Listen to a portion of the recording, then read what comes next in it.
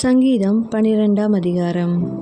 இரட்சியும் கர்த்தாவே, பக்தியுள்ளவன் அற்றுப்போகிறான், உண்மையுள்ளவர்கள் மனுபுத்திரரில் குறைந்திருக்கிறார்கள். அவரவர் தங்கள் தோழரோடே பொய் பேசுகிறார்கள், இச்சக உதடுகளால் இருமனதாய் பேசுகிறார்கள். இச்சகம் பேசுகிற எல்லா உதடுகளையும் பெருமைகளை பேசுகிற நாவையும் கர்த்தர் அறுத்து போடுவார். அவர்கள் எங்கள் நாவுகளால் மேற்கொள்ளுவோம், எங்கள் உதடுகள் எங்களுடையது, யார் எங்களுக்கு ஆண்டவன் என்று சொல்லுகிறார்கள்.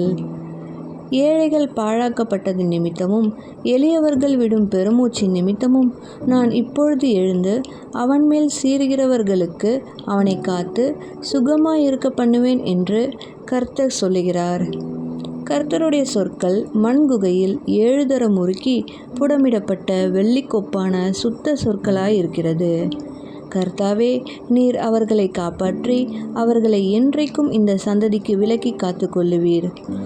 மனுபுத்திரரில் சண்டாளர் உயர்ந்திருக்கும் போது துன்மார்க்கர் எங்கும் சுற்றித் திரிவார்கள்.